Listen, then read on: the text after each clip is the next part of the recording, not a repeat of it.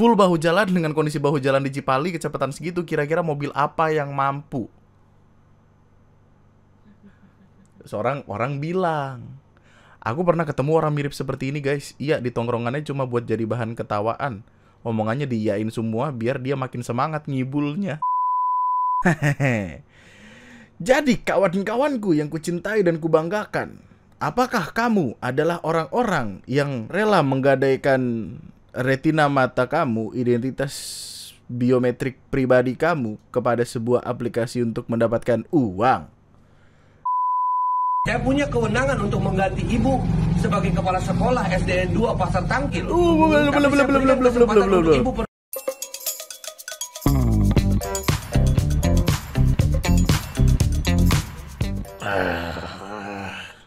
Halo semuanya, selamat malam. Selamat datang kembali di TNM. Selamat datang kembali di sebuah masa di mana kita akan rehat sejenak dari kehidupan bekerja dan bertanah air. Karena apa? Capek. Nih, kerja tipes, nggak kerja miskin. Udah kerja sampai tipes, tetap aja miskin. Nah, bos anjing.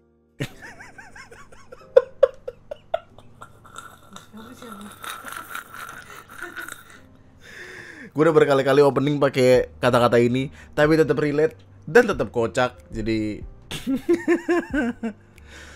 Oke, mari kita lihat gorengan-gorengan apa yang ada di internet. Dan kayaknya dari masing-masing bahasan akan cukup panjang-panjang, dimana kita akan mulai semuanya dengan ini. Anjay, VTuber blunder. Ya, dua kata lucu, VTuber blunder. Jadi gini bro, ada seorang VTuber, gue nggak tahu namanya cukup gede atau enggak sih. Kemarin gue sempet nanyain Hera, gue sempet nanya kayak dia di kalangan VTuber namanya gede atau enggak. Soalnya gue takutnya menyinggung seseorang gitu yang ada di kalangan VTuber gitu, nggak enak. Tapi ya karena kelakuannya dia sudah maki-maki sama orang-orang di internet. Gini, muncul sebuah tweet ini dari VTuber yang sudah hapus akun Twitter ini. Ada videonya tuh cukup menyebalkan, karena videonya ngasih lihat dia lagi kebut-kebutan di tol. Temennya bilang ada truk, terus dia bilang iya tahu, bejek, ngebejek gas gitu.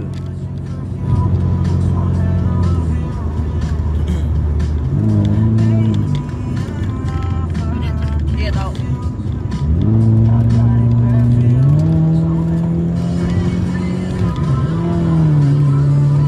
Lo tau problemnya di mana kan? Pertama, dia di sepanjang jalan ini ngambil bahu jalan. Oke. Yang mana itu salah kawan-kawan. Lu kalau misalkan sering naik mobil, apalagi lewat tol, ada tulisan dilarang, pakai warna merah, dilarang mendahului lewat bahu jalan. Iya gak sih? Ragu. Dilarang menggunakan bahu jalan kecuali darurat. Nah, kedaruratan apa yang sekiranya dia alami sampai dia mengebut-ngebut di sini? Ini kosong, men. Ya. Nih mata kepala kita sama nih. Kosong kan? Kosong dong. Kenapa tidak di sini aja kalau mau nyalip lewat kanan? Karena apa? Satu, bahaya untuk dirinya sendiri. Dua, bahaya untuk abang truk ini. Well, truk kuat sih. Kalaupun ketabrak, ya mobil dia yang remuk. Ketiga, bahaya untuk orang yang ada di jalur kanan ini, which is truk ini. Karena bisa jadi dia itu pengen nyalip truk ini terus pengen balik ke jalur kiri, jalur yang lebih lambat. Kalau misalkan dia langsung patah kiri untuk balik ke jalurnya, kegencet ini mobil. Dan dia tuh seolah-olah, maksudnya kayak dia tuh bersikap seolah-olah ini adalah skill. Yang mana kayaknya enggak dah. Lebih terlihat seperti keberuntungan di kepala gua. Dan yang namanya keberuntungan tidak terjadi setiap hari. Akan selalu ada hari sial di kalender. Yang mana itu menakutkan tentu saja. Dan dia merasa keren, men. Problemnya itu, dia merasa keren, dia merasa, lu liatin dia nge-reply orang, ada Doxley. Nah, ada Doxley dari Facebook. Iya, dia ngepost sendiri. Dia pede, dia punya kepercayaan diri itu. Untuk dia melanggar lalu lintas, terus ngelapor kayak, woi gue keren banget gitu. Terus dia nge-reply di tweetnya sendiri. Ini nih. Hobi gue denger mobil tuningan gue sendiri, ngerasain mobil gue sendiri, tanpa nyelakain atau nyusahin orang lain atau diri gue sendiri. Gue gak bikin mereka ngerem atau harus melan demi gue atau kaget. Sesuatu yang tidak terjadi bukan berarti tidak salah, bukankah begitu kawan-kawan? Hayo. Urgensi lu apa? Pengen nyampe tepat waktu? Pengen buru-buru sampai ke titik B? Ya time management lu benerin, kan gitu. Masalahnya dia kayak masih denial dan membanggakan diri sendiri. When you are viral and gets exposure as a bad or idiot driver, but you are viral. Seeing all these comments and just bahasa Inggris lah. Orang tuh kenapa sih kalau udah berdebat sama orang di internet harus keluar bahasa Inggris? Anjing, kesel banget gue. Kan lu bisa berdebat dengan bahasa Indonesia. Emang kalau pakai bahasa Inggris harus langsung jadi bener kan? Enggak. Bingung gue. OTW komen-komen si paling petrolhead, si paling ABCD, coba jelaskan. Typical Twitter burner, do your job then burn. I'll keep doing what I love anyway. Gak gini. Dia ngerasanya kayak, oh gue petrolhead, gue pecinta mobil atau apa segala macem, jadi gue berhak untuk melakukan apapun yang lo mau. Lu berhak untuk cinta mobil lu, nggak apa-apa. Lu bawa tidur taruh kamar juga nggak apa-apa. Masalahnya yang lu lakukan bisa membahayakan orang lain. Lu tahu nggak sih men, kejadian beberapa bulan lalu di mana ada reporter TV One kalau gue nggak salah, yang lagi keadaan darurat, berhenti di jalur darurat, jalurnya. Tapi tiba-tiba tertabrak oleh orang yang speeding, ngebut-ngebutan di bahu jalan. Meninggal dunia. Sekarang lo mungkin masih bisa pede kayak, oh gue gak ada yang salah, apa segala macam, gue pencinta mobil. Pencinta mobil, lo kalau mau balapan di sirkuit, mau sampai jumpa lintas segala macam, bodo amat gue. Dipikir-pikir ngapain gue jelas-jelasin ya, mereka juga emang gak bakal ngerti juga apa yang dicari sama orang yang emang petrolhead. Gue tuning dan build mobil gue sendiri, bukan beli mobil stok kenceng terus ugal-ugalan. Of course gue bejek hasil blood and gue. Ya lu bejeknya di sirkuit yang kagak ada orang lain. Jalanan bukan punya bapak moyang lu. That's the problem, that's the whole idea of jalan tol. Itulah kenapa ada sirkuit. Yes, safely tanpa nyusahin dan nyelakain orang lain. Belum tuh bukan berarti enggak loh men. Whatever it is, I won't stop doing what I'm doing. Kalian pasti bakal banyak yang nyumpahin gue mati atau kecelakaan kok, tahu. Tapi itu berlaku kalau gue nyusahin orang lain, which never happen. Karena gue selalu utamain pengendara lain. Gue ngebut dengan risk gue sendiri tanpa seret orang lain. Acik, dengan lu ngebut di jalan. Ini apa sih? Acik bingung banget gue. Gue kira dengan lu menjadi orang yang dikenal di internet, semua apa yang lo lakukan tuh harus jangan aneh-aneh gitu kan. Subscribersnya 4.000 kalau gue gak salah. I'll stop explaining myself and let you guys yap and burn. I'll keep doing whatever I'm doing anyway. Lucu sih ketika orang ngecap yang ngebut tuh gak punya otak. Padahal justru lebih banyak yang nyetir pelan tapi bego karena gak bisa nyetir jadi nyusahin orang lain. Lu ngomongin land hogger atau gimana? Sementara yang ngebut nggak semua, apalagi yang udah nyetir dan mainan mobil belasan atau puluhan tahun, malah lebih tahu medan dan traffic. Gue tahu Medan, Sumatera Utara. Iya kan, tapi Sumatera Utara kan? Sumatera Barat Padang. Iya betul dong, betul. Enggak, intinya dia defend diri sendiri. Keluar kata-kata apapun sampai muncullah kata-kata ini. Jakarta Surabaya 700 km, kalau stay konstan di 130 140 tanpa ngendat nyampe kok 5 jaman. Tol baru lurus banget juga. Iya nggak melan karena ngambil bahu jalan. Iya, gue udah nyetir dari kecil, gue build sendiri motor gue tahu performanya, kapabilitasnya, bisa apa enggaknya dia akselerasi. Gue nggak kebut-kebutan asal-asalan, makanya gue nggak beli asal mobil baru stok yang dari pabriknya dah kenceng terus kebut-kebutan karena mobil gue kenceng. Selama gue nyetir, gue selalu nggak nyusahin orang lain. Gue ngambil tanpa bikin mereka harus slowing atau ngerem atau kaget. Gue yang ngambil dengan perhitungan gue sendiri. Gue gak pernah nyelakain orang lain dan diri gue sendiri selama 18 tahun nyetir. Umur dia berapa? Kita nggak tahu. Kalau umur dia 30 tahun paling tua, karena kayaknya enggak ada. Berarti dia udah nyetir, berarti 30 kurang 18, 12, dari 12 tahun. Keren. Ada loh orang yang kaget ketika kayak kita ada di mobil begitu kaget tiba-tiba ada orang kaget bejir. Oh, sampailah ada di titik yang tadi. Kan dia ini jawabin orang nih, cocok nih kalau dibawa buat pulang kampung, nyampenya cepet karena kebut-kebutan kan. Aku Jakarta Surabaya rekor 4 sampai 5 jam doang. Karena bahu jalan 24/7, jangan ditiru. Ada orang ngebawa dengan matematikanya. Jarak Jakarta Surabaya 783 km. 783 dibagi 5 sama dengan 156,6. Jadi untuk tempuh Jakarta Surabaya selama 5 jam butuh kecepatan konstan 156,6 km per jam. Kalau 4 jam butuh 195,75 km per jam secara konstan. Full bahu jalan dengan kondisi bahu jalan di Cipali kecepatan segitu, kira-kira mobil apa yang mampu? Seorang orang bilang, aku pernah ketemu orang mirip seperti ini guys. Iya, di tongkrongannya cuma buat jadi bahan ketawaan. Omongannya diiyain semua biar dia makin semangat ngibulnya. Karena gini, kalau lu harus 156,6 km per jam, mobil apa yang 783 km tidak isi bensin? Itu satu, gue pengen tahu. Ban sekuat apa yang lu bisa betot segitunya terus-terusan? Gue pengen tahu. 5 jam itu lu kagak pengen kencing, kagak pengen berak, men. Gua aja pergi ke Demak sekali-kalinya gue 3 kali berhenti. Kencing, berak, berak, kencing gitu. Lu kagak mules di jalan? Nggak ngantuk? Capek banget lu. Capek banget bro, capek banget bro. Dia Jakarta Surabaya 783 km 156. Dan ini tergantung loh. Lu mulai dari Jakarta itu Jakarta mana? Kalau lu mulai Jakartanya dari Jakarta Jakarta Barat, lu lewat pusat, lu keluar tol Taman Mini yang macetnya gak tahu aturan itu kalau misalkan jam pulang kerja.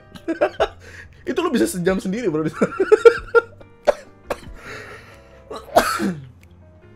Lewat Dharma Wangsa gitu, lewat Kemang. Apa deh yang bawahnya jalan gede itu? Kemang gak sih? Ketawa Comedy Club, Prapanca. Iya, coba lewat situ dah. Tergantung Jakartanya kan. Prapanca terus kayak rush hour. Lewat Blok M, matilah. Ngapain cakung? Bro, problemnya tuh oke lah dia pede dengan bilang kayak gitu. Tapi teorinya kan nggak segampang itu. Kalaupun mau ngebohong, iya apa-apa, tapi at least make sense dikit gitu loh. Kita Jakarta Demak waktu itu berapa? Bekasi Demak 13 jam 11 jam. Dan itu Demak loh men, bukan Surabaya ya, yang mana masih sejam 2 jam lagi. Gue pernah lewat Cipali. Tolnya bagus, enak, lurus doang. Tapi truknya kagak nahan boy. Terus ada beberapa jalanan yang gak rata gitu lah. Ya lu tahu tipikal tol Jakarta. Kalau lu full ngebetot di bahu jalan, ih nyilu banget gak sih itu? Kan truk selalu ada di kiri. Mepet banget dong. Kok lu berani? Ya mungkin keberanian orang beda-beda. Tapi kok lu membanggakan itu? Full. Karena bahu jalan 24/7. Full 24/7. Dilarang menggunakan bahu jalan kecuali darurat. Oke lah gini, oke lah kita nggak mau terlalu hipokrit juga dengan bilang kayak tapi kan bang emang banyak yang lewat bahu jalan, apalagi kalau kondisinya darurat, macet apa segala macam. Oke lah, gue nggak menampik itu karena banyak sekali. Gue lebih ke nggak berani, makanya gue nggak ke situ. Tapi problemnya bukan di sana, problemnya memang banyak orang melanggar, tapi untuk open up tentang itu dan membanggakan itu sebagai sesuatu yang bahkan sampai ada dating 4 sampai 5 jam Jakarta Surabaya, kan ngebikin orang jadi mikir yang enggak gitu. Dan itu jadi problem, itu jadi masalah, diomongin sama orang-orang, rame. Jakarta Surabaya bisa 4 sampai 5 jam doang naik mobil asal mobil build dan tuning sendiri hasil blood and sweat. Nyetir dan ngoprek dari umur 10 tahun ya. Berarti sekarang umurnya 28 ya. Gak nyelakain atau nyusahin orang, bahu jalan 24/7 walau tahu secara hukum salah. Wih. Di Twitter tuh rame banget tuh, kayak mas-mas biasa yang biasa jualan mobil di Twitter, selama nyetirnya masih pakai otak dan perhitungan sih aman-aman aja kok, ngambil bahu jalan, ucap sekarang itu bisa nembak. Terus Wikipedia anjay. Bahu jalan adalah bagian tepi jalan digunakan sebagai tempat bagi kendaraan ketika mengalami kerusakan untuk berhenti. Bahu jalan digunakan oleh kendaraan darurat seperti ambulans, pemadam kebakaran dalam menjalankan tugasnya ketika kondisi macet. Ya. Darurat apa sih, Mbak? Nanti Surabaya dari Ini akan jadi template sering keluar nih. Pokoknya sampai ada di titik di mana Ridwan Hanif ikutan. Oh nih, nyetir 4 jam konstan jalan kecepatan segitu, ban lu meleduk duluan. Nah, ban tuh ada maksimal kecepatannya loh by the way, tertulis di dalam ban itu sendiri. Dan ya kabar terakhirnya profilnya sudah tidak ada di Twitter, sudah menghilang. Komen-komen videonya, Bang dicariin polisi tuh. Oh iya juga, bener. Oh iya. Iya lupa gue tadi, gue nge-likes nih. Ada yang mention TMC Polda Metro. Tolong lihat ada pengemudi membahayakan, terus kayak Polantas menyapa, yang terhormat Bapak Ibu, mohon maaf atas ketidaknyamanannya. Kami akan berkoordinasi dengan Polda Metro Jaya untuk segera menindaklanjuti hal tersebut. Nah, gitu doang.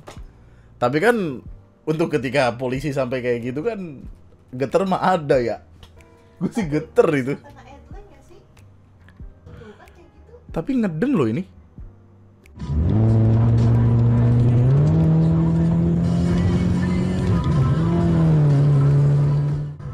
Oh, suara knalpot ya. Oh anjay, keren banget dah. Kan dia pengen denger Iya, suara keren. tuningannya. Tuningan mantap. Yang paling gue sesalkan sih gimana ya, ketika ngelihat yang kayak gini tuh langsung ngelihat postingan yang celaka, yang padahal nggak salah apa-apa gitu, udah bener di bahu jalan tiba-tiba kena seruduk dari belakang gara-gara orang ngeyelan. Terus juga capek loh men, untuk ngeliatin orang ngoang-ngoing keluar jalur nggak jelas, bikin kaget aja. Ya itulah pokoknya lah, diinget aja, hari sial nggak ada di kalender. Bisa besok, bisa lusa, bisa 10 hari, 10 bulan, 10 tahun. Yang jalannya udah normal, yang nggak aneh-aneh aja tuh bisa kena, apalagi yang petakilan gitu. Kayaknya emang gorengan aja deh itu. Salahnya emang mulainya di internet dan di Twitter gitu. Salahnya banget mulainya dari sana. Dan ditimpa lagi tentang bagaimana cara dia merespon, ditimpa lagi dengan cara dia Jakarta Surabaya 5 jam itu ya. Oke, kita ke tempat lain, ke perkara lain. Jadi kawan-kawanku yang kucintai dan kubanggakan, apakah kamu adalah orang-orang yang rela menggadaikan retina mata kamu, identitas biometrik pribadi kamu kepada sebuah aplikasi untuk mendapatkan uang? Saya ingin tahu. Jadi gini, buat yang gak paham, di beberapa tempat di Indonesia itu ada ruko atau ya intinya tempat-tempat yang dibuka sebagai tempat verifikasi dan pendaftaran world. Gimana sih bacanya? World. Ya itu. Jadi ada sebuah aplikasi di HP lu, mungkin ada, namanya World App, di mana itu adalah aplikasi untuk menyimpang mata uang kripto, WLD kalau gua nggak salah. Yang mana kalau lu mau daftar, lu bakal dapet sejumlah koin untuk bisa kemudian lu cairkan menjadi sejumlah uang langsung dikirimkan ke dompet digital lu. Jadi kayak urutannya adalah aplikasinya dibuka, lu daftar lewat aplikasi, kemudian lu verifikasi di tempat ini, verifikasi retina mata, muka, apa segala macem, yang mana itu adalah kode biometrik yang sangat spesifik untuk masing-masing orang. Niatan utamanya sih kalau gua nggak salah supaya akun ini atau identitas dari si pemilik koin ini, akun ini itu nggak bisa di-copy, nggak bisa digandain, nggak bisa di-hack sama orang ya, gitu-gitu deh, spesifik sekali.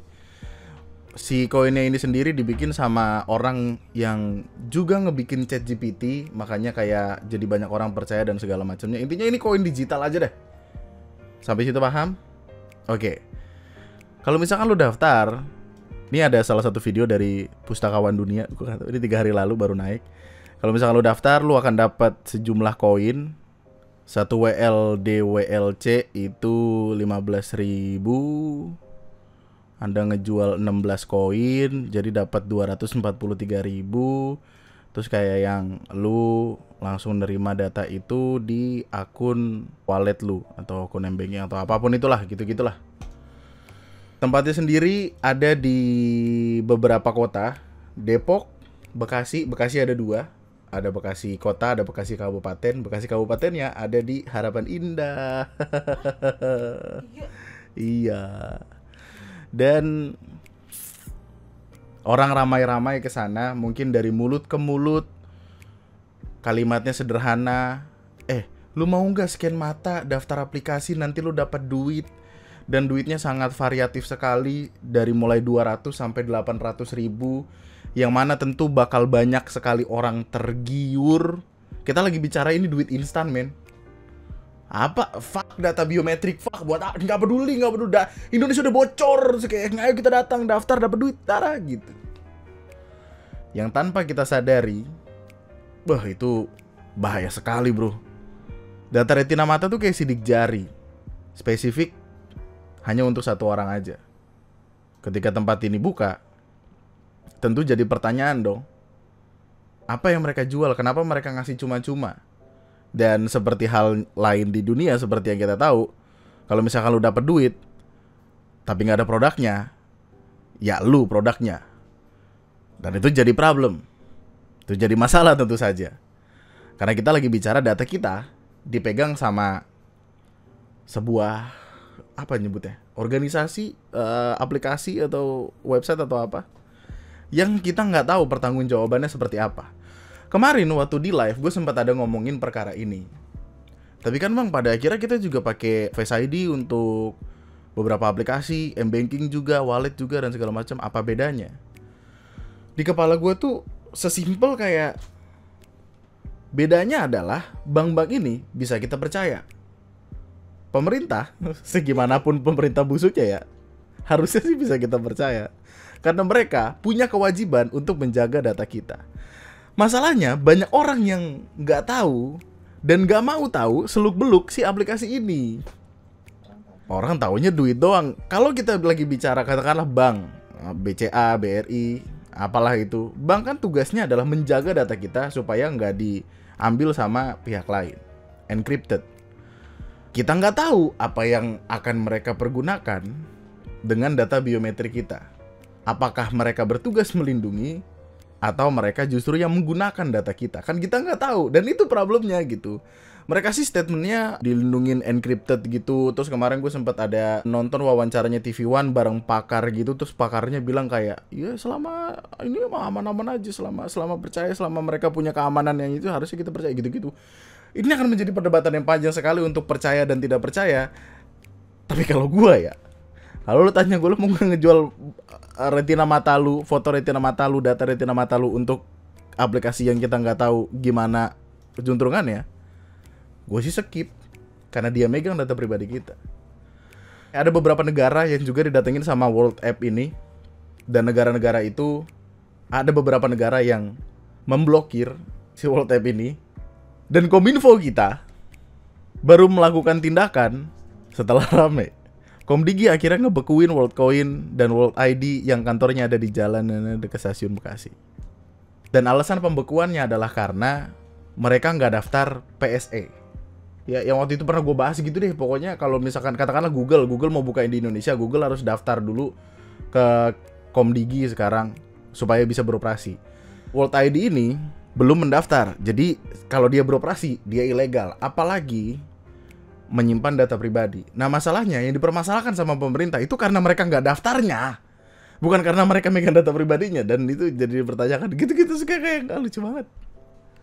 Oh ini penyelenggara sistem elektronik, karena tidak ada daftar penyelenggara sistem elektronik. Dan setelah dibekukan, tempat-tempat itu kemudian tutup. Ini dari Kompas. Nah, saya kesini jam 8 malam.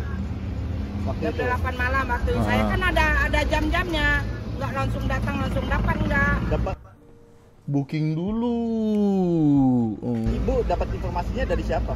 Saya dari anak saya kan tukang Grab udah banyak. Ah udah, besoknya saya mendaftar, besoknya disuruh ke sini, lihat jamnya, nggak boleh jam 8, nggak boleh kita datang jam siang, nggak, tetap sama jamnya. Datang saya jam 8, itu saya dioptrik mata, diituin mata kan, oh, apa namanya itu, udah dilihat ibu matanya, ya udah beres, itu duduk baru dikasih nasihat, kalau pengambilan uangnya di bank mana aja bisa. Sudah tuh nggak minta KTP, tapi aplikasi kita udah dimasukin pertama di sini, gitu. Aplikasi apa? Oh ini nama, tanggal lahir, semuanya. Detail banget ya. Nama, tanggal lahir, retina mata, coba. Besoknya setelah sampai 24 jam dapat saya duit. Berapa? Jam 8 juga. Berapa? Saya dapat 265. Saya barengan sama anak saya juga dapat 265 juga. Selain anak, suami gimana? Ikut juga? Ini mau sekarang. Opportunity bro, opportunity. Ya lumayan itu buat beli beras. Dan itulah itu kebanyakan datangnya karena itu butuh duit. Kami nggak peduli data ini udah bocor juga begitu pikirnya gitu, atau kayak apalah pentingnya gitu mungkin gitu. Aku sempat baca di TikTok. Oh, ada bahkan orang-orang yang mempertanyakan kayak emang kita sepenting apa? Itu ya data kita dijaga.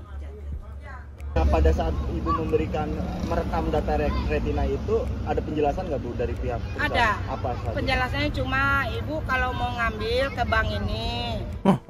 Penjelasannya tentang duit ya, bukan tentang ini buat apa matanya gitu. Ini nggak dijelasin ini untuk apa data-datanya. Enggak, udah pernah saya bertanya juga. Ini sebenarnya duit apa? Saya nanya gitu. Ini bu dari duit apa Rusia, kata dia Rusia. Buset, Rusia ngasih duit cuma-cuma, keren. Kami cinta Rusia. Nggak takut dibeli. Padahal World App itu yang buat pendiri ChatGPT dan sudah kontroversi di luar negeri sana, kok bisa bilang dari Rusia, sedangkan lihat dari logonya mirip dengan logo WorldCoin, kok bisa lolos di Indonesia ya? Kenapa ini jadi penting? Karena banyak orang yang melakukan itu tanpa tahu apa yang terjadi di belakangnya, tanpa tahu seluk-beluknya segala macam. Ada banyak orang-orang yang sudah mendaftarkan retina matanya, panik. Data gua bakal diapain gitu. Mungkin dikiranya, oh tes mata gratis kali gitu. Rame banget bro. Ibu-ibu lagi yang datang. Oh ini daerah Medan. Gila saking ramenya bro. Kayaknya kalau biometrik yang lewat HP itu muka deh. Kalau ini tuh dia pakai, jadi ada alatnya gitu, namanya Orb. Dan sudah pernah dicoba oleh Bapak Menteri kita. Mantap, mantap. Ini jadi di scan-nya tuh lewat ini. Jadi kayak datanya tersimpan di sini, gue nggak tahu juga itu apaan dan kelihatan sangat futuristik sekali. Mantap Bapak. Fotonya sangat HD. Dunia telah memasuki era di mana AI mempengaruhi seluruh sektor. Dalam diskusi publik, saya mengapresiasi Tools for Humanity yang mengembangkan AI dengan privacy yang ketat juga bertanggung jawab. Ke depan, saya mendorong data tunggal sosial ekonomi nasional harus diperkuat dengan AI. Misalnya identitas menggunakan retina mata. Jadi orang nggak bisa sembarangan mengambil data ganda dari bantuan sosial gitu. Nah iya. Bapak kita bro, mantap. Oh terus ada ini, dan ini dipromosikan di TikTok gitu. Nih. Gue udah kelar scanning iris mata gue, so sebagai imbalannya gue bakal dapat. Nah itu yang dikedepankan tuh selalu uangnya. Seperti seolah-olah menjebak orang kayak, oh gue butuh duit, mari kita lakukan ini gitu. Dirinya adalah Sam Altman, adalah founder dari ChatGPT. Pasti kalian udah tahu dong. So ini dia orbs-nya guys. Bentuknya tuh kayak bola futuristik gitu. Coin ini punya konsep yaitu proof of personhood. Nah, dia ingin membedakan AI dengan manusia asli, teman-teman. Oke, sekarang gua bakal scan mata. Tujuan apa itu membedakan AI dengan manusia asli? Bukannya kalau kita ngasih semua data itu AI jadi malah makin mirip sama kita? Oh iya. Kayak itu apa sih itu? Maksudnya gimana sih? Supaya kita dibedakan dengan AI. Kan emang beda. Gimana sih maksudnya? Kata gua ke Orb ini caranya cukup gampang, tinggal buka aplikasi World App, terus ikutin deh instruksinya kalau udah di lokasi. Orb bakal nyorot. Gue pengen tahu point of view dari karyawan-karyawannya sih. Ini langsung diverifikasi di blockchain mereka. Setelah di scan, bakal dapat status World ID verified di aplikasi kalian, dan kalian sudah bisa mulai dapetin WLD airdrop secara gratis. Oke guys, gue udah kelar scanning iris mata gue. So, sebagai imbalannya gue bakal dapat WLD-nya langsung bisa ditransaksikan atau kita jual di exchange, teman-teman. Gimana menurut kalian? Coba komen di bawah. Jadi emang uang itu selain bisa ditransfer ke rekening, maksudnya ke Dana, wallet apapun gitu, bisa dilempar ke exchange gitu loh. Kayak bisa ke aplikasi kripto. Nah ini kayak Ledger, Indodax, toko kripto, Grab. Sebenarnya kayaknya mungkin punya kerjasama yang gimana gitu. Oh segera hadir, mungkin lagi ya perizinan. Terus tapi kayak bisa di transfer bank tuh. Cuman ya balik lagi gue nggak tahu pasti sih. Maksudnya siapa tahu ini beneran menguntungkan atau gimana. Cuman biar gue kasih lu artikel 10 negara yang melarang scan biometrik. Spanyol, Hong Kong, Jerman, Brazil, Kolombia, India, Korea Selatan, Kenya, Portugal, Indonesia. Indonesia baru-baru ini sih setelah rame. Yang mana telat, tapi ya udahlah. Bikin robot. Data itu untuk bikin robot. Dia bisa mungkin, nggak tahu. Robot buka orang. Anjay, keren anjay. Mungkin gue yang terlalu skeptis. Oh, atau cara terbaiknya adalah kita tanya ChatGPT. Kayak Iris Mata itu lagi rame banget. Jawaban singkatnya belum tentu aman. Bahkan ChatGPT-nya sendiri belum tentu aman. WorldApp adalah aplikasi yang terhubung dengan proyek Worldcoin yang idenya adalah kasih identitas global berbasis biometrik dan kripto gratis. Alat buat scan-nya disebut Orb. Yang jadi masalah privacy. Iris itu data sensitif banget kayak sidik jari atau DNA. Sekali bocor nggak bisa diganti kayak password. Betul. Walaupun mereka klaim iris dikonversi jadi hash dan nggak disimpan sebagai gambar, tetap aja risiko kebocoran, penyalahgunaan atau dipakai untuk profiling di masa depan. Terus belum diawasin ketat. Skema dapat duit bikin rawan eksploitasi. Ini mirip sama kasus dulu orang jual data KTP buat pinjol karena iming-iming duit cepet. Negara-negara lain udah khawatir. Jadi gimana? Jangan kasih data biometrik ke pihak yang belum 100% bisa dipercaya. Kalau dia terlanjur, ya tinggal pasrah. Iris mata nggak bisa diganti. Ya, ini ChatGPT yang ngomong bro. Ini yang dibikin sama orang yang sama yang membuat si Worldcoin itu. Pengkhianat. Parah lu, bapak lu sendiri kagak disupport aja ChatGPT, gimana sih lu? Wali kota Bekasi udah sempet. Enggak, maksudnya kata dia ya warga yang udah terlanjur. Oh, kata wali kota, warga yang udah terlanjur daftar. Oh iya nih bener. Wali kota Bekasi minta warga yang scan retina di Worldcoin lapor ke Diskominfo. Kok Diskominfo? Kan sekarang udah Komdigi. Kok pemerintahnya aja lupa? Ada 3 di Bekasi, Ruko Worldcoin, di Bekasi Timur, Rawalumbu, dan Harapan Indah tuh. Ada 3 malah. Ya mantap ya. Berhati-hatilah kawan. Yang berkilau itu bukan emas. Belum tentu emas, bisa jadi tai. Iya, hati-hati sama duit cepet bro. Hati-hati sama duit. Masa lu gak curiga tiba-tiba ada duit cepet datang bah gitu? 200, 300 ribunya mah. Siapa sih yang mau ngasih gratis duit segitu? Hal-hal transaksional itu pasti ada produknya. Kalau nggak ada yang lu tuker untuk bisa mendapatkan uang itu, ya berarti lu produknya. Ya, nih ada yang komen nge-review di ininya aplikasi nggak jelas, katanya bisa nge-WD tapi nggak masuk-masuk, malah sampai gagal, dan anehnya kriptonya nggak balik lagi. Ya, awalnya doang dikasih 200 ribu, sisanya yang kedua mana? Cuma 37 ribu doang. Mana kagak bisa ditarik lagi, sial nih. Tipikal orang yang intinya ingin duit aja.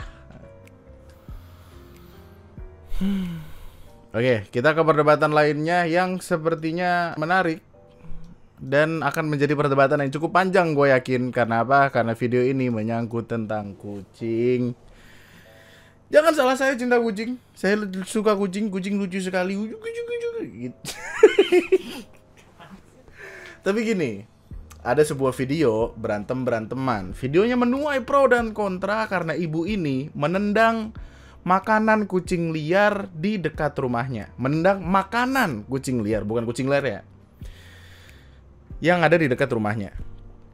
Jadi ceritanya dia punya rumah. Iya dong. Di depan rumahnya itu ditaruhin makanan kucing sama orang yang lagi street feeding. Street feeding tuh ngasih makan kucing di jalan gitu. Terus ibu-ibu ini marah, kesel karena kalau misalkan dikasih makanan, kucing itu jadi bakal balik lagi. Jadi dia nggak suka, dia tendanglah makanan kucing itu. Berantem. Ayo terus ngomong. Jangan kasih makan kucing di lingkungan saya karena Terserah gua. Lu nggak bisa kecuali lu beli nih rumah. Kalau lu mau kuasain lu beli. Kalau lu nggak suka sama gua lu beli. Nggak bisa bawa, bukan ku. Wah, tiba-tiba ada orang marah-marah. bawa. Nggak usah ngatur. Lu bilang. Saya. Jangan kasih makan kucing karena kalau dikasih makan kucing itu akan datang. Ya pagi akan lagi. Ya kan? Kotor. Saya tuh kasih makan. Kenapa dia makhluk hidup ini? Ya iya dong. Bawa aja karena beraknya di mana-mana. Beraknya emang di mana? Berak di sini, korek-korek di sana. Itu kainnya bau Pak. Jadi fokus utamanya di sini adalah memberi makan kucing liar. Concern ibu-ibunya adalah kalau dikasih makan ditaruh di sini dia akan balik lagi, dia akan berak di situ, dia akan berenang di situ dan akan jadi ramai. Problemnya tuh bukan nggak suka kucing, nggak suka hal-hal yang datang karena ada kucing di sana. Tai kucing, bau kencing kucing tuh baunya khas sekali, men, spesifik sekali. Saya pernah punya kucing, saya pernah dikencingin 3 kali sama kucing. Gokil, mantap. Dan ini menimbulkan perdebatan yang cukup banyak. Ada orang setuju sama ibunya, ada orang gak setuju sama ibunya. Yang orang sesalkan adalah tentang bagaimana respon yang ngevideoin, yang ngerekam. Terserah gua. Lu nggak bisa kecuali lu beli nih rumah. Gue nggak tahu sih rumah itu udah dibeli sama ibunya atau belum. Kenapa disuruh beli rumah? Tapi ya gitu, you get the point lah. Tapi ya setelah itu ibunya minta maaf. Saya Sufaida, alamat Taman Semangat Indah. Di bawah ini saya minta maaf atas emosi saya menendang makanan kucing dan saya minta maaf kepada Rumah Singgah, Glow, dan CL. Dan saya tidak mengulangi lagi menendang makanan kucing. Dan saya tidak melarang orang kasih makan kucing di depan rumah saya. Per hari ini tanggal 26 April 2020. Tekanannya pasti kencang sekali. Terima kasih. Oke. Kalau gue ngelihatnya sebenarnya ya untuk kenyamanan bersama aja nih gitu. Gimana enaknya? Kan gak semua orang suka kucing. Ada yang suka kucing, suka banget dibawa tidur, dicium-cium. Tapi kan juga ada yang gak suka karena pertimbangan lain seperti sudah tua, ada batuk, ada penyakit atau apa, ada ketakutan sama toksoplasma. Saya memiliki kawan saya ini seharusnya punya adik, tapi dia jadi anak satu-satunya karena ibunya terkena toksoplasma. Jadi tidak bisa punya anak. Mungkin bisa, tapi akan ada gangguan gitu. Bukan ranah gua, dan tolong koreksi gua kalau gua salah, mohon maaf. Tapi sepembacanya gue emang itu ada pengaruhnya. Sebenarnya hingga saat ini masih belum ditemukan kaitan langsung antara infeksi parasit toksoplasma dengan terjadinya gangguan kesuburan atau susah hamil pada wanita. Meski demikian, penyakit tersebut memang berbahaya bagi kehamilan karena bisa menyebabkan keguguran dan penyakit bawaan lahir pada janin. That's the problem. Jadi kayak ada pertimbangan orang untuk suka dan tidak suka. Yang mana nggak apa-apa karena dunia ini adil. Dan perdebatan di internet juga kiri kanan kan. Jangan bisa ngasih makan doang, bersihin juga. Nenek tua, jaga omongan kau. Kenapa rupanya orang kasih makan kucing kok nyolot kau? Kalau tadi orang itu kasih makan kucing dalam rumah kau, bisa kau marah. Salah satu yang bikin rese kucing adalah pup dan kencing sembarangan. Jadi kayak perdebatan itu bener-bener dua sisi. Ini adalah forum terbuka, terserah lu mau gimana. Cuman ada video dari seorang kawan. Alam semenit, gue yakin lu udah sering nonton videonya. Videonya 3 bulan lalu. Dan thumbnailnya tuh sangat menggugah perdebatan sebenarnya. Hindari beri makan kucing liar. Dijelaskan di video 20 menit ini apa yang terjadi, kenapa dan bagaimana. Tentang bagaimana pertumbuhannya.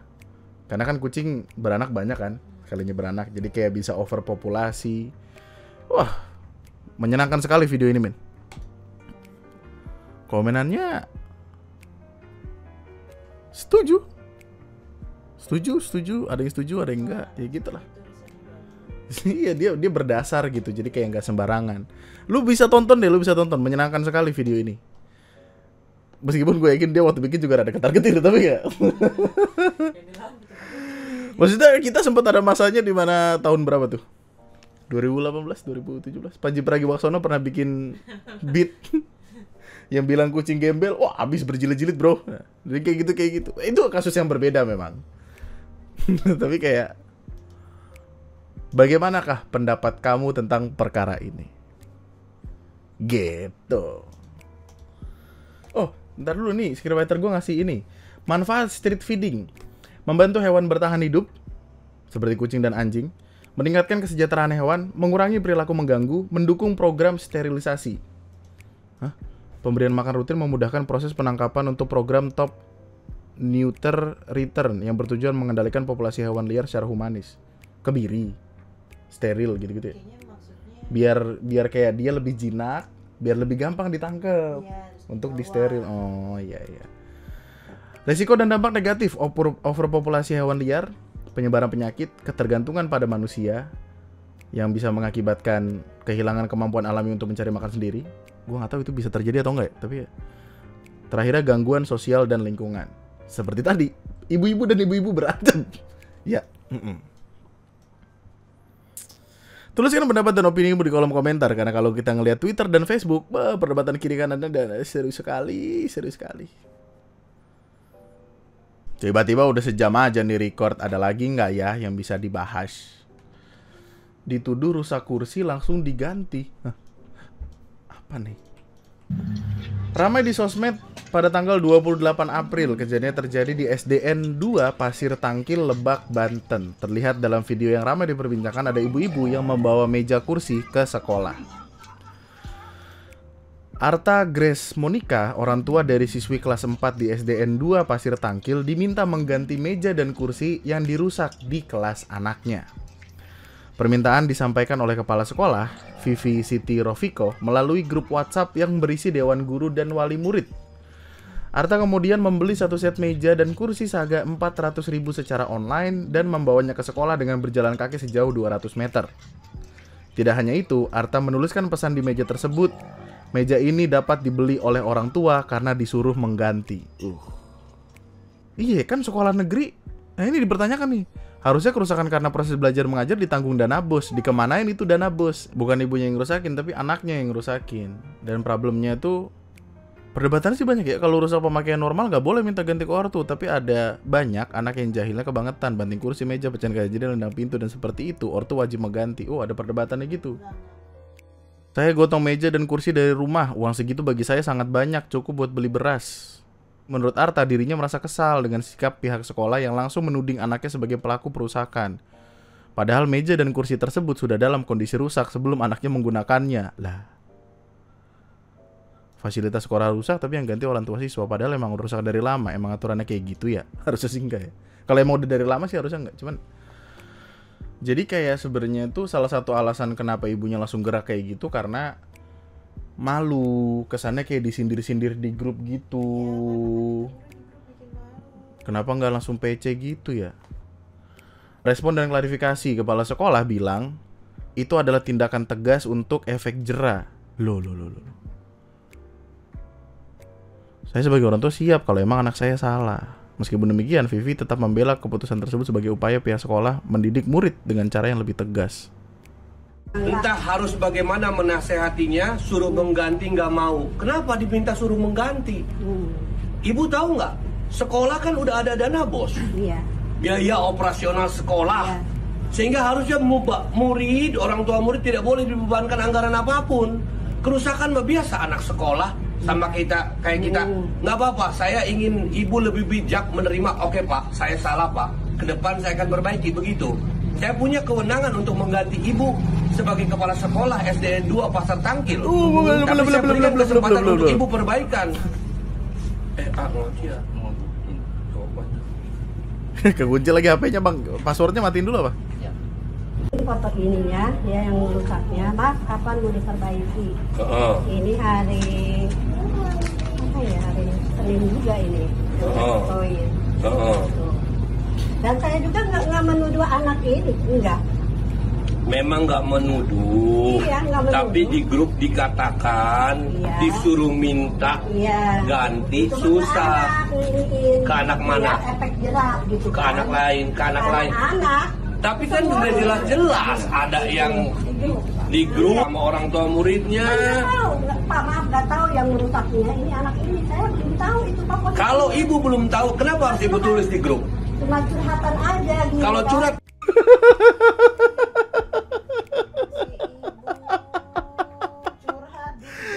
Curhat di story WhatsApp, Bu. kenapa harus di depan semua orang? Yang di grup itu jelas Oh, banyak bagus ya. sekali Bagus, orang. bagus. Biar orang tuanya. Jelas memang enggak, Iya. tapi di grup itu Tapi saya kan sebagai ini siap aja. Kalau begitu begini, kalau memang anak saya salah, kan? Gitu. bukan masalah anak ibu salah, Iya. secara anggaran. Oh enggak, jadi ibunya tuh bilang kayak kalau itu anak gua ganti siap gua gitu. Iya. Itu nggak boleh membebani biaya kepada murid dan orang tua murid. Itu yang paling benar. Jadi kita kan kalau mau misalnya ya alhamdulillah gitu ya. Gitu aja alhamdulillah gitu aja. Nggak maksa-maksa Pak. Kekunci mulu Pak HP. Kalau memang dia keberatan Allah ke sekolah gitu. Kalau Ya, memang asal itu, di sepihak aja apa saya nggak enak. enggak Bu, jelas tuh Bu, Ibu Pipi nih ya. Iya. Saya prihatin dengan tempat duduk ini. Iya. Ingin terbaik buat siswanya, tapi untuk merawatnya susah. Ini kemana penyangga, mejanya cuma ada sebelah. Entah harus bagaimana menasehatinya. Iya. Kan disindir itu. Di sebuah grup yang ada ibu, itu mah bukan curhat, itu nyindir namanya. Iya kan? Berarti ibu ingin menasehatinya kan? Suruh mengganti nggak mau tuh ibu tuh, tulisan ibu tuh, tulisan Iya. ibu tuh. Kenapa artinya ibu minta menyuruh mereka mengganti? Kenapa? Ya buat efek jerah Pak, biar anaknya nggak nakal-nakal. Atau tinggal dikasih Bu pelurusan, dididik dengan cara yang baik. Mereka kan siswa kelas berapa? Siswi Pak. kelas 4 SD Bu. Iya, saya 4 udah kenal SD, ini sering menasehati. Udah ini lagi, tapi kenapa nggak ke sekolah gitu ininya? Yang seharusnya datang pihak sekolah kepada orang tua murid. Ini anak ibu, anak bapak perlu dinasehati baik-baik sehingga tidak perlu ditulis di grup kelas 4 Betul. fase B. Ditulis juga sama ibu di grup. Itu sama saja ibu mempermalukan dia. Oh, ya udah ada mediasi. Udah minta maaf, sama-sama minta maaf. Ya udah, Aduh. Bupatinya langsung datang. Sebenarnya gini, sebenarnya ada beberapa orang yang menyayangkan kenapa bupatinya langsung turun tangan. Karena kan ya lu tau lah, terkesannya kayak ini bukan urusan lu, ngapain lu turun, utus orang aja gitu. Iya kayak pengen jadi KDM gitu. Banyak orang yang berpikiran demikian. Yang mana ya bisa kita perdebatkan, tapi intinya langsung to the point, problemnya apa. Sebenarnya masih banyak juga kiri dan kanannya. Kayak ada yang tetap menyalahkan bocahnya. Kenapa bocahnya ngerusakin meja? Tapi kalau misalkan kalimat awal wari muridnya adalah karena emang dari awal udah rusak, kan problem gitu. Gue juga pernah kok ngerusakin bangku gitu. Tapi diganti sama sekolahnya. Kalau maksudnya normal-normal aja. Kalau kasus gua kan gue duduk ke belakangan. Korek gitu kan. Jadi kayak ya kok bisa bangkunya disenderin roek gitu? Kan dia dipertanyakan bangkunya. Kalau misalkan itu adalah produknya sekolah, ya sekolah tanggung jawab, kecuali bangkunya gua banting. Nah, itu pertanyakanlah tuh kepada anak dan orang tuanya. Sebenarnya gini, caranya berarti kan. Caranya untuk nyindir di grup WhatsApp itu kan. Lo tahu ibu-ibu kalau ketemu ibu-ibu lain terus sindir-sindiran, habis banget itu. Arta awalnya memilih hanya memantau percakapan soal meja rusak tersebut hingga Capsek kembali menyindir. Atas tudingan tersebut, Arta harus merogoh kocek senilai Rp400.000 untuk membeli meja dan kursi baru. Oh, meja kursinya juga? Enggak, gue pengen tahu dah meja kursinya tuh yang ada di kelas tuh yang kayak apa sih? Oh, nih. Oh iya, ding. Iya, sama. Sang anak mengaku meja tersebut memang sudah rusak dari sebelum ditempati. Saya tanya ke anaknya, emang kamu yang ngerusak? Enggak mah, itu mah udah rusak dari kelas terdahulu, udah reot. Meski bukan oleh anaknya, namun Arta tetap bersedia mengganti. Ya udah saya jawab, ya udah ibu pengen diganti, saya ganti. Keesokan harinya dia jawab, alhamdulillah kalau mau ganti, kata ininya. Kata ibu gurunya. Beli di online 400.000, jalan 200 meter. Caranya sih cara negurnya itu mesti belajar bagaimana caranya associate sama orang gitu. Maksudnya kalau misalkan lo mau ngomelin atau mau nasehatin atau gimana satu orang, jangan depan orang lain gitulah. PC aja, PC, WhatsApp. Gue pengen tahu dah sekarang grup WhatsAppnya kayak apa, status WhatsApp ibu ini dan ibu guru tersebut kayak apa. Gue penasaran banget gue. Sama status WhatsApp bupatinya, gue pengen tahu. Saya bisa kok nyopot ibu. Dan sebetulnya itu aja kawan-kawan. Apakah kamu pernah merusak perabotan sekolah? Tulis di kolom komentar di bawah. Ini sebenarnya ya susah gak sih ini untuk rusak harusnya? Bahannya kayak bagus. Tapi ya gue rasa itu aja dulu. Jangan lupa di like dulu sebelum cabut. Jangan lupa di komen di bawah perdebatan-perdebatan yang ada. Dan jangan lupa subscribe untuk mendapatkan notifikasi terbaru kalau misalkan gue update. Enggak deh, nyalain lonceng supaya dapat gitu-gitu dah. Lu paham, YouTuber juga banyak yang ngomong kayak gitu. Itu aja berarti. Nama gue Andri, sekian dan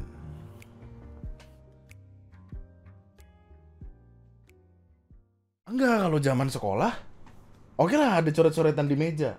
Tapi bocah-bocah gua kelakuannya pala batu. Dia gambar titit di sini nih, pakai pulpen dikerengin gitu, ditempelin ke baju pramuka, cetek, kan nempel. Kagak bisa hilang anjing. Bocah-bocah. Gua sekarang udah gede, apa lu? Apa berani gua sama lu pada, ayo. Nanti juga udah pada gede. Iya juga sih. Sama-sama gede kita, bro. Ngopi aja lah, ngopi. Bener, tipek, tau tipek gak sih? Jadi kayak tipek ditaruh di sini. Terus kayak dibikin sampai gelembung gitu. Terus kayak lagi lewat, srek. Wah, bro, ngilanginnya PR banget, bro. Aduh, sampai merah. Kata gua udahlah, balik ke itulah, pejat-pejatan biji. Starter gitu. Enggak, jangan. Bye-bye, thank you.